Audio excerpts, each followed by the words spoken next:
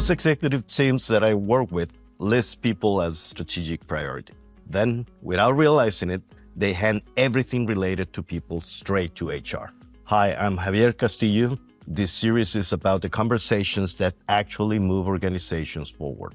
Today, why having a people strategy is not enough, and why your top leaders have to own it. Javier, thanks so much for joining us. It's always great to have you with us. So my first question for you is, most companies say people are a strategic priority. Do you actually see that translate into how they operate? Well, rarely, I will have to say, and there's a moment that I see constantly when I'm with leadership teams and we're working on the strategic pillars and how those are translated into initiatives and then actions. When it's time to define who's going to be accountable, anything people related ends up in HR labs.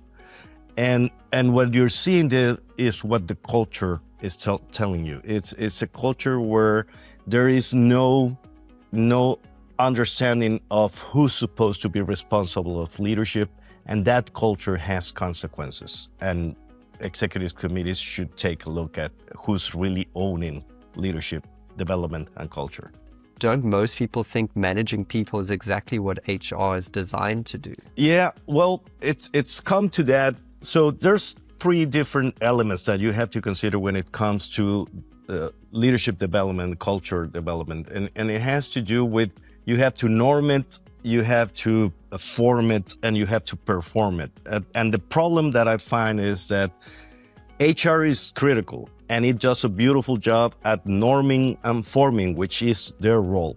You know, you set the frameworks, you establish the guidelines, you enable leaders so they can do the job. But the performing part is the leadership's accountability. So when HR starts dealing with it, and I mean policing for objectives and managing feedback cycles and managing, interactions with employees because they're unengaged, then you as HR are getting involved in a role that's totally from the leader. And what that creates is a culture where the leader is not being responsible for what it actually his role, or at least a big part of his role. Yeah, and I mean, that word culture is also something that's very important, right? And it's, the famous saying, culture eats strategy for breakfast. But I suppose some CEOs still find that word hard to pin down, right?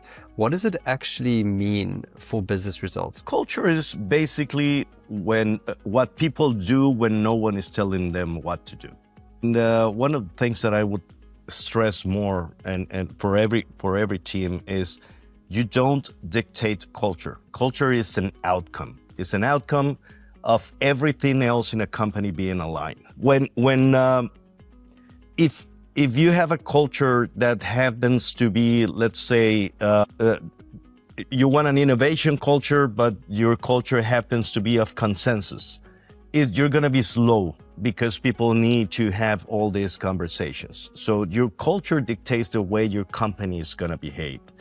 And it's something that's actually the result of everything else being aligned, starting from what the organization rewards, how the leaders behave. All of that adds up and creates specific behaviors. The problem is knowing whether your culture is something that's supporting your strategy or is working against it.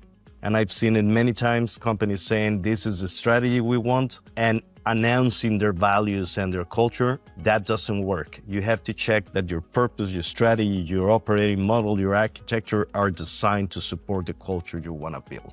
I'm just wondering, what does it look like when a leadership team generally owns the culture and owns this part? Well, I have to say it's very visible, and it's behavioral.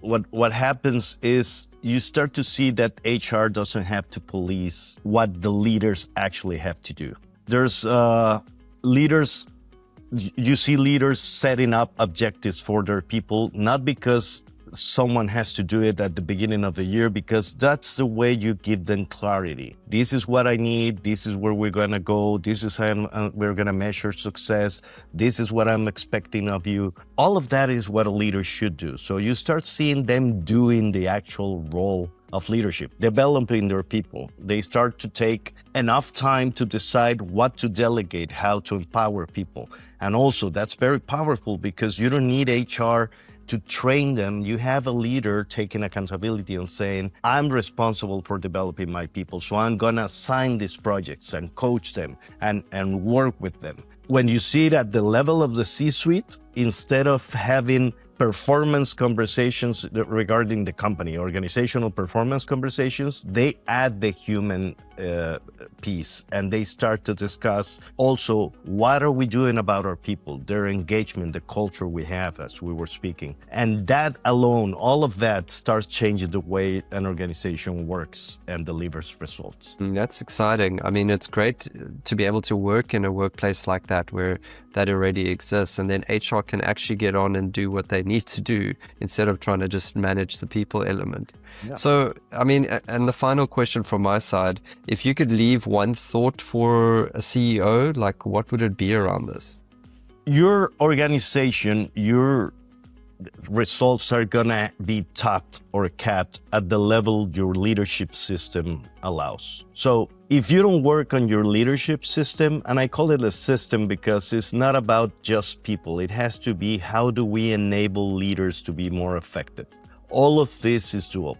But you have to understand that the company is not going to outperform your leaders. Now, the first step that you would have to take for that, because this is something I see every company suffering with, is get them to understand that, yes, they might be functional experts, technical experts in their own right, but half of the job has to do with leading people. And that's this whole different set of skills.